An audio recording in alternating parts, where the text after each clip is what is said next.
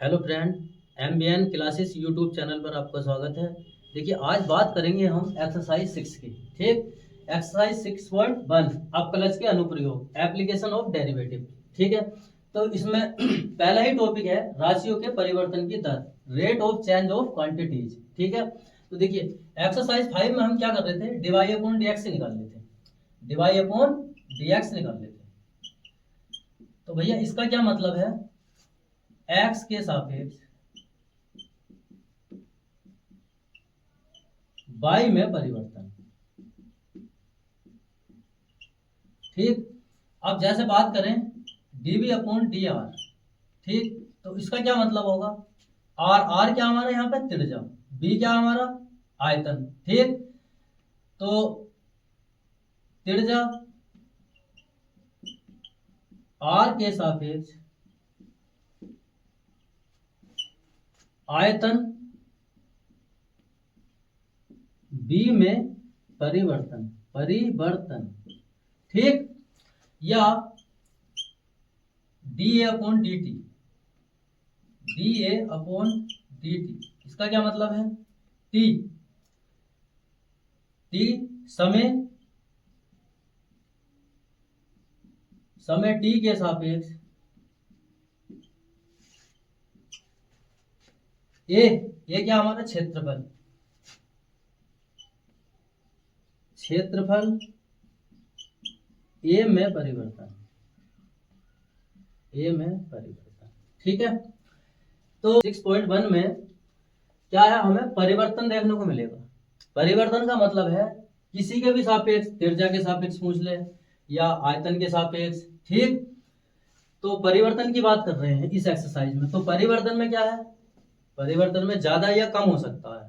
ठीक है, वो जैसे एक्सरसाइज में सवाल आएंगे वो आपको हम बताएंगे, जैसे जैसे एक्सरसाइज में सवाल आएंगे मैं आपको बताऊंगा। ठीक, तो इसके लिए कुछ क्या महत्वपूर्ण सूत्र हैं वो मैं आपको लिखवा देता हूँ।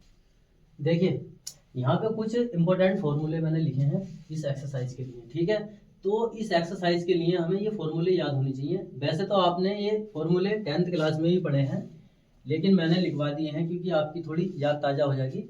देखिए, घन भुजा की लंबाई a, पृष्ठीय क्षेत्रफल बराबर 6a², आयतन a की घात 3। अब आ जाओ घनाभ पे, लंबाई l, चौड़ाई b, ऊंचाई h, घनाभ का क्षेत्रफल बराबर 2। ठीक, LB, LB का मतलब है लंबाई चौड़ाई प्लस चौड़ाई ऊंचाई प्लस लंबाई ऊंचाई। ठीक, घनाभ का क्षेत्रफल ये हो गया आयतन, लंबाई गुणा चौड़ाई गुणा ऊंचाई। बेलन त्रिज्या r, ऊंचाई h, वक्र पृष्ठीय क्षेत्रफल 2 पाई r h। ठीक, संपूर्ण पृष्ठीय क्षेत्रफल 2 पाई r h प्लस 2 पाई r², आयतन पाई r² h। अब आ जाओ शंकु पे, शंकु त्रिज्या r, ऊंचाई h, तिर्यक ऊंचाई जो होती है l होती है शंकु की, वक्र का क्षेत्रफल पाई r l, संपूर्ण पृष्ठीय क्षेत्रफल इसको हम क्या है h से भी दर्शा सकते हैं। ठीक, pi R L plus pi r², आयतन 1/3 पाई r² h। गोला पृष्ठीय क्षेत्रफल पाई r 4 पाई r², आयतन 4/3 पाई r³। अर्धगोला वक्र पृष्ठीय क्षेत्रफल बराबर 2 पाई r², संपूर्ण पृष्ठीय क्षेत्रफल बराबर 3 पाई r², आयतन 2/3 पाई r³। ठीक, तो देखिए इस एक्सरसाइज के लिए हमें ये फॉर्मूले बहुत जरूरी है। ठीक, लेकिन जैसे जैसे यूज होगा इन फॉर्मूलों का एक्सरसाइज में वो आपको बताता रहूंगा। ठीक है, तो देखिए अब हम आते हैं इस एक्सरसाइज के एग्जाम्पल पर। तो देखिए देखिए एग्जाम्पल नंबर ये पहले ही है। ये कह रहे हैं कि वृत्त के क्षेत्रफल के परिवर्तन की दर इसकी त्रिज्या r के सापेक्ष ज्ञात कीजिए, जबकि r बराबर 5 सेंटीमीटर हमें दे रखा है। ठीक, तो क्या कह रहे हैं, वृत्त के क्षेत्रफल के परिवर्तन की दर इसकी त्रिज्या r के सापेक्ष। ठीक है, तो मैंने पहले में क्या बताया था कि डिवाई अपॉन, जैसे कि डिवाई अपॉन डी एक्स है, तो इसका क्या मतलब है, x के सापेक्ष y में परिवर्तन, ये अभी बात बताई है मैंने। ठीक, अब ये कह रहे हैं वृत्त के क्षेत्रफल के परिवर्तन की दर इसकी त्रिज्या r के सापेक्ष, तो ये हमें ये कह रहे हैं कि D A upon D are ज्ञात कीजिए, ये पूछ रहे हैं। ठीक, और इन्होंने त्रिज्या आर बराबर क्या 5 सेंटीमीटर दे रखा है। ठीक, तो D A upon D are ज्ञात करना है हमें, सिंपल सा। तो वृत्त का क्षेत्रफल ए बराबर क्या होता है पाई आर स्क्वायर। ठीक, हमें ज्ञात करना भैया डी ए अपॉन डी आर। तो D A upon D R, A का मान रखो यहाँ पे पाई आर स्क्वायर, अरे इसका ही तो करा रहे हैं। और भैया डिफरेंशिएट करा दो विद रेस्पेक्ट टू आर के। ठीक, विद रेस्पेक्ट टू आर के यह लिख सकते हैं त्रिज्या आर के सापेक्ष अवकलन करने पर। ठीक, ये लिख सकते हैं हम यहाँ पे। तो देखिए D A upon D are बराबर यहां से पाई, पाई बाहर रहने दें, कांस्टेंट है, और आर स्क्वायर का करा रहे हैं। ठीक है, आर स्क्वायर का। ठीक, या पाई इसका कराएंगे तो क्या आगा 2r आगा, और पाई 2 आर का मान हमें दे रखा है 5 सेंटीमीटर, ये यहाँ से हो गया 10 पाई सेंटीमीटर स्क्वायर पर सेंटीमीटर। ठीक, ये फाइनली भैया आंसर आ गया। ए को क्या, ए का क्या मात्रा क्या हमारा, ए का मात्रा क्या सेंटीमीटर स्क्वायर, और आर का है में, आर तो इन्होंने दे रखा है सेंटीमीटर में। मेरे हिसाब से बात समझ आ गई। ये मात्रक बहुत जरूरी है लगाने, अगर आप ये मात्रक नहीं लगाएंगे तो एग्जाम में क्या है, एग्जाम आपके क्या नंबर काट लेगा। ठीक, तो मेरे हिसाब से तो बात समझ में आ गई होगी। जैसे ऐसे क्वेश्चन आएंगे ऐसे ऐसे समझाते रहते हैं। ठीक, देखिए आगे देखिए एग्जाम्पल नंबर 2 क्या कह रहे हैं ये, एक घन का आयतन 9 सेंटीमीटर क्यूब पर सेकंड की दर से बढ़ रहा है। यदि इसके कोर की लंबाई 10 सेंटीमीटर है तो इसके पृष्ठ का क्षेत्रफल किस दर से बढ़ रहा है, किस दर से बढ़ रहा है। तो देखिए यहाँ क्या हमारा एक घन का आयतन 9 सेंटीमीटर क्यूब पर सेकंड की दर से बढ़ रहा है, तो क्या परिवर्तन हो रहा है यहाँ पे, और वो परिवर्तन पूछ रहे हैं किसमें, क्षेत्रफल में। ठीक, तो देखिए कैसे करेंगे, माना घन के कोर की लंबाई ए सेंटीमीटर है, ए सेंटीमीटर है। ठीक, घन का आयतन बी ए की घात 3। ठीक, तथा पृष्ठीय क्षेत्रफल क्या होता है भैया एस, इसे एस से दर्शा सकते हैं 6a स्क्वायर। ठीक, 6a स्क्वायर, और एक घन का आयतन 9 सेंटीमीटर क्यूब पर सेकंड की दर से बढ़ रहा है, तो आयतन बढ़ रहा है किसके सापेक्ष, ठीक है समय के सापेक्ष। तो इन्होंने dB upon dt 9 centimetre cube पर सेकंड ये क्या हमें दे रखा है। ठीक, ये हमें दे रखा है। अब वो पूछ क्या रहे हैं, पृष्ठ का क्षेत्रफल ds अपॉन किस दर से बढ़ रहा है, अरे परिवर्तन जो हो रहा है समय के सापेक्ष तो हो रहा होगा, तो क्या है ds अपॉन dt, ये पूछ रहे हैं। मेरे हिसाब से तो ये बात समझ में आ गई होगी। ठीक है, देखो सवाल को एक बार और पढ़ो। एक घन का आयतन 9 सेंटीमीटर क्यूब पर सेकंड की दर से बढ़ रहा है। ठीक है, यदि इसके कोर की लंबाई 10 सेंटीमीटर है तो इसके पृष्ठ का क्षेत्रफल किस दर से बढ़ रहा है। तो हमने क्या करा, माना घन के कोर की लंबाई a सेंटीमीटर है, घन का आयतन b बराबर a क्यूब तथा पृष्ठीय क्षेत्रफल s बराबर 6a स्क्वायर, और भैया dB upon dt 9 centimetre cube पर सेकंड हमें दे रखा है। ठीक, तो ds अपॉन dt हमें ज्ञात कर रहा है, या ds अपॉन dt निकालिए। तो देखिए कैसे करेंगे सोल्व इसको। देखिए b बराबर a की घात 3। ठीक है, तो dB अपॉन dt निकाल लें। तो यहां से भैया dB upon dt with respect to tk क्या हम डिफरेंशिएट कर रहे हैं। तो देखिए यहां से क्या होगा 3a स्क्वायर, और a का भी तो करेंगे dA अपॉन dt बात समझ में आ रही है कि नहीं? देखिए यहाँ देखिए टी के सापेक्ष कर रहे हैं, तो ये क्या है हमारा डिपेंडेंट वेरिएबल है, ठीक है, तो डी अपॉन डी टी। ठीक, अगर यहाँ पे सपोज करिए कि टी होता तो क्या करते हम, तो टी का क्या, टी का तो 1 हो जाता है, या टी के सापेक्ष से करते तो 3a स्क्वायर हो जाता खाली, या 3t स्क्वायर हो जाता, तो डी अपॉन डी टी लिखने की जरूरत नहीं थी यहाँ पे। मेरे हिसाब से बात समझ में आ रही होगी। ठीक, तो d b upon D T. ठीक, अब d b upon D t का मान हमें ये दे रखा है 9, 3 और ए का क्या मान है, लंबाई, लंबाई क्या हमें 10 सेंटीमीटर दे रखी है, लंबाई हमने मान ली है ए सेंटीमीटर, ठीक है, तो ए का क्या मान है हमारे पास 10, स्क्वायर है तो स्क्वायर डी ए अपॉन डी टी, या डी ए अपॉन डी टी बराबर भैया 9/3, 10 का स्क्वायर। ठीक, ये 3 से 2 बार कटेगा, यही आ जाएगा यहाँ से 3/100 सेंटीमीटर स्क्वायर पर सेकंड। मेरे हिसाब से बात समझ में आ गई। ठीक, डी अपॉन डी टी हमारा निकल गया। अब क्या करेंगे, D S upon D T निकलवा रहा है हमें, क्या निकलवा रहा है, इसके पृष्ठ का क्षेत्रफल किस दर से बढ़ रहा है, तो D S upon D T हमें ये पूछ रहा है। ठीक है, तो देखिए एस बराबर क्या है हमारे पास 6a स्क्वायर है, इसको विद रेस्पेक्ट टू समय के कर रहे हैं, विद रेस्पेक्ट टू टी के कर रहे हैं, डिफरेंशिएट, या मैं लिख देता हूं यहाँ समय टी के सापेक्ष अवकलन करने पर। ठीक, तो यहां से क्या बनेगा, ये D S upon D T बराबर 12a और भैया डी ए अपॉन डी टी, डी ए अपॉन डी टी। ठीक, डी ए अपॉन डी टी।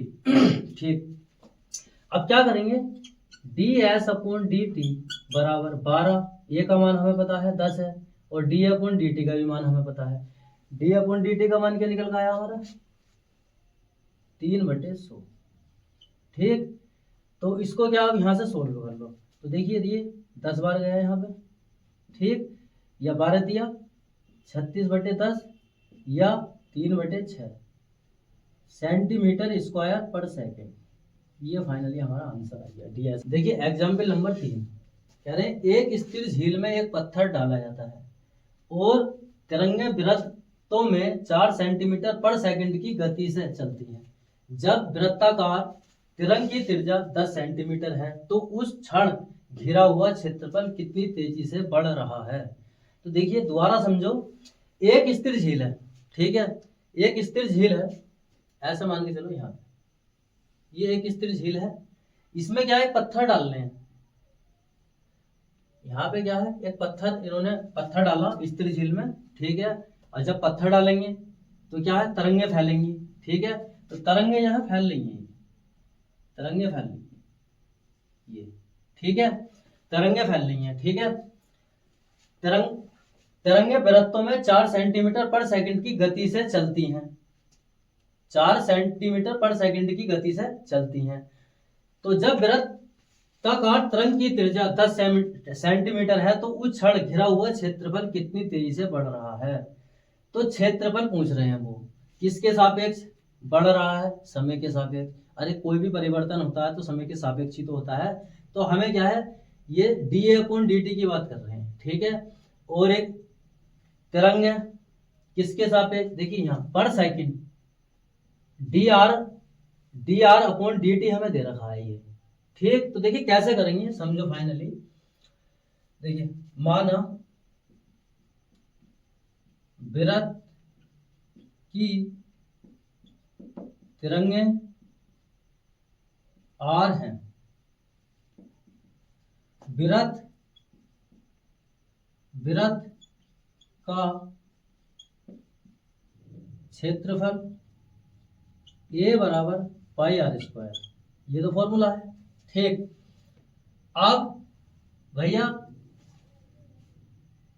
तिरंगे वृत्तों में D A R upon D T बराबर हमें दे रखा है 4 सेंटीमीटर पर सेकेंड, ठीक।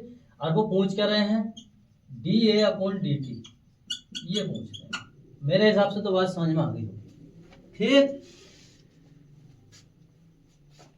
ये हमें दे रखा है D are upon D T दे रखा है। ठीक, डी ए अपॉन डी टी की बात कर रहे हैं। ठीक है, ये फॉर्मूला होता है, आर हमने मान लिया है, तिरंग आर हमने मान लिया है। ठीक है, तो ये डी ए अपॉन डी टी पूछ रहे हैं। ठीक है, तो देखिए ए बराबर पाई आर स्क्वायर, डिफरेंशिएट करा रहे हैं विद रेस्पेक्ट टू किसके, टी के। तो टी के सापेक्ष अपकलन करने पर।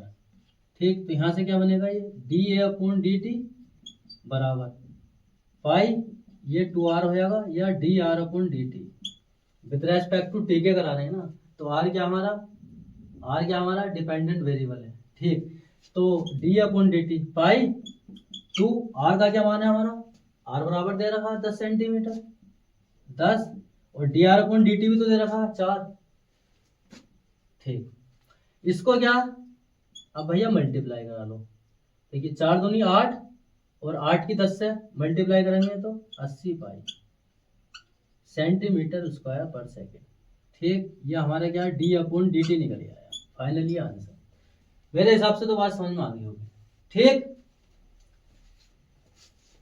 देखिए एग्जाम्पल नंबर 4, वो कह रहे हैं किसी आयत की लंबाई x 3 सेंटीमीटर पर मिनट की दर से घट रही है और चौड़ाई y 2 सेंटीमीटर पर मिनट की दर से बढ़ रही है। जब x बराबर 10 सेंटीमीटर और y बराबर क्या 6 सेंटीमीटर है, तब आयत के परिमाप और क्षेत्रफल में परिवर्तन की दर ज्ञात कीजिए। तो अब इन्होंने ये कहा है कि आयत की लंबाई x 3 सेंटीमीटर पर मिनट की दर से घट रही है। किसके सापेक्ष से घट रही है भैया, समय के सापेक्ष। अरे परिवर्तन जो हो रहा है समय के सापेक्ष ही तो हो रहा है, और इन्होंने दे भी दिया है पर मिनट की दर से घट रही है। चौड़ाई हमारी बढ़ रही है 2 सेंटीमीटर पर मिनट की दर से, क्या है चौड़ाई हमारी बढ़ रही है। x बराबर ये दे रखा है, y बराबर ये दे रखा है हमें, तो आयत का परिमाप और आयत का क्षेत्रफल में परिवर्तन की दर समय के सापेक्ष ज्ञात करनी है। तो देखिए कैसे करेंगे, दिया है क्या दिया भैया हमें, dx अपॉन dt -3 सेंटीमीटर पर मिनट, यह हमें दिया है। घट रही है तो माइनस में ले लिया। ठीक, और क्या दिया हमें, dy अपॉन dt 2 सेंटीमीटर पर मिनट, यह हमें दिया है। तो देखिए dx अपॉन dt मैंने इसलिए लिया है कि इसमें जो परिवर्तन हो रहा है ना समय के सापेक्ष हो रहा है। ठीक, t यहाँ पे dy अपॉन dt, t चौड़ाई में परिवर्तन की दर बढ़ रही है किसके साथ, t समय के सापेक्ष, तो dt लिया है। ठीक, बात समझ में आ गई होगी मेरे हिसाब से। अब वो ये कह रहे हैं आयत के परिमाप, तो आयत का परिमाप p वो होता है भैया 2 लंबाई प्लस चौड़ाई। देखिए 2 लंबाई x चौड़ाई y। ठीक, और भैया t के सापेक्ष अपकलन करने पर, t के सापेक्ष इसलिए कर रहे हैं कि परिवर्तन जो हो रहा है हमारा परिमाप और क्षेत्रफल में जो परिवर्तन दिखाना है समय के सापेक्ष, तो t के सापेक्ष क्या अपकलन करने पर। तो यहां से होगा ये dp अपॉन dt बराबर 2 dx upon dt plus dy upon dt। मेरे हिसाब से बात समझ में आ गई होगी। ठीक, देखिए 2 dx अपॉन dt का मान -3 प्लस dy अपॉन dt का मान 2, या -2 -3 है ये, प्लस का 2 है तो -1 बचेगा, और माइनस के 1 से गुणा कराऊंगा 2 की तो -2। ठीक, तो dp अपॉन dt, तो ये निकल आया हमारा। बात समझ में आ गई। अब आयत का परिमाप हमारा निकल आया। ठीक, आयत का क्षेत्रफल, आयत का क्षेत्रफल आयत का क्षेत्रफल क्या होता है? आयत का क्षेत्रफल ए बराबर होता है लंबाई गुणा चौड़ाई, लंबाई गुणा चौड़ाई, या ए बराबर एक्स गुणा वाई। ठीक भैया, डबल फंक्शन है यहाँ पे ये, तो टी के सापेक्ष अवकलन करने पर, तो करो जरा, यहां से डी ए अपॉन डी टी बना, यहां से फर्स्ट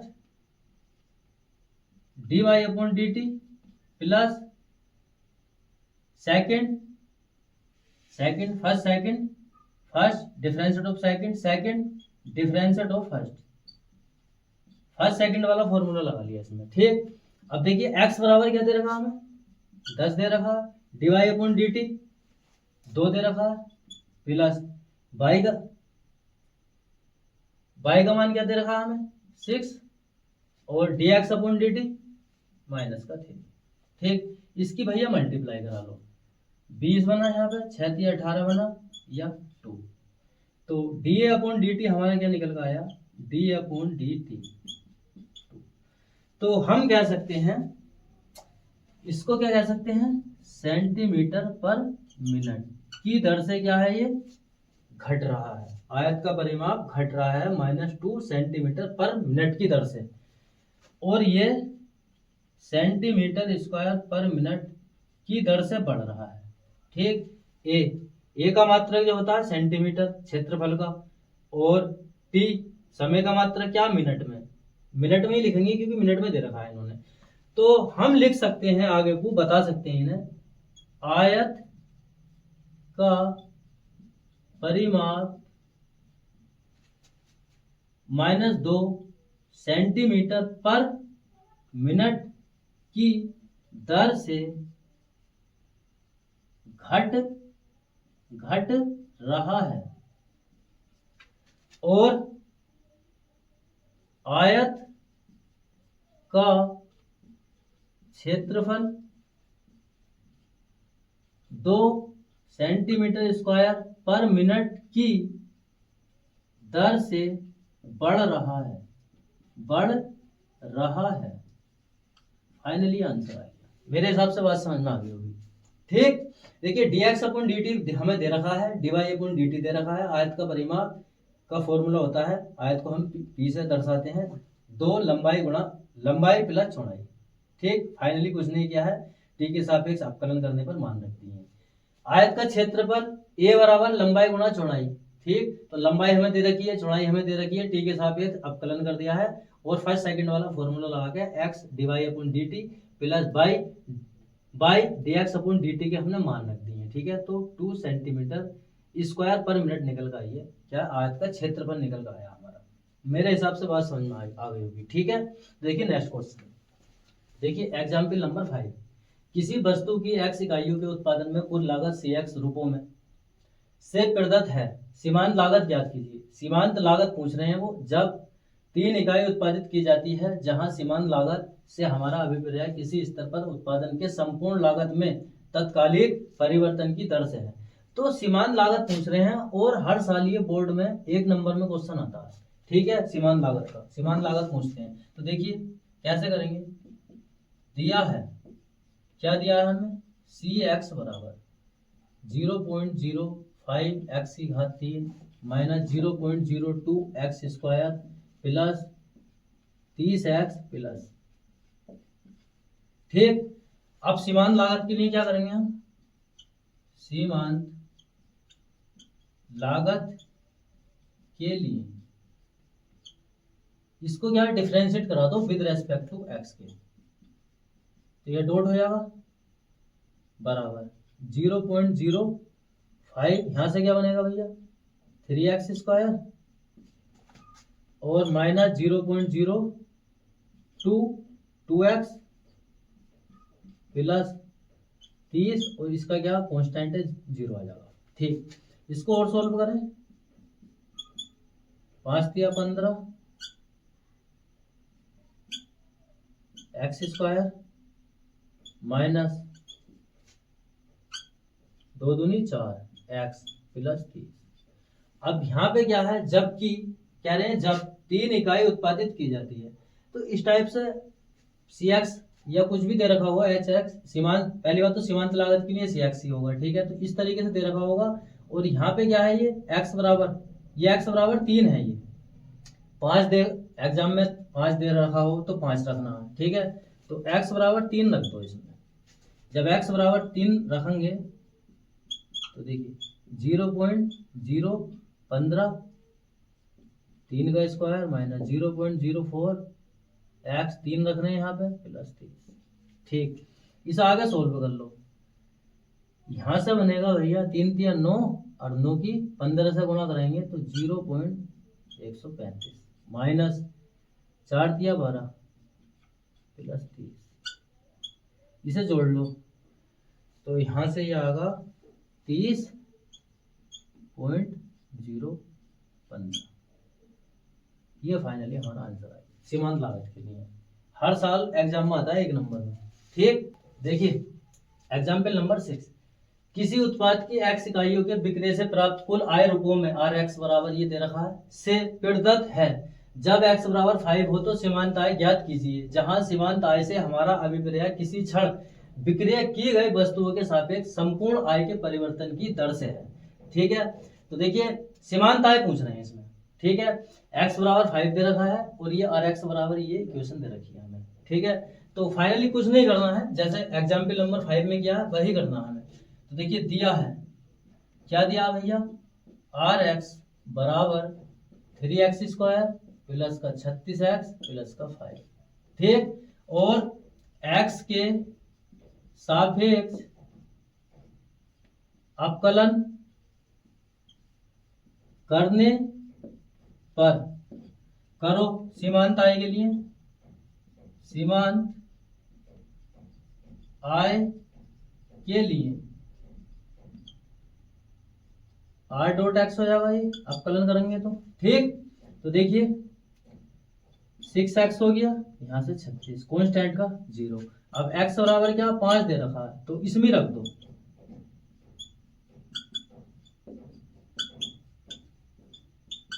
6 पंजे 30, 30 प्लस 36, या क्या निकल गया हमारा ये 66। ये फाइनली आंसर होगा। तो इस टाइप के क्वेश्चन 1 नंबर में देखने को मिलेंगे, ठीक है। तो इसी के साथ हमारा जो एग्जाम्पल हैं 1 से लेकर 6 तक वो कंप्लीट हो गए हैं। कल बात करेंगे हम एक्सरसाइज 6.1 की, ठीक।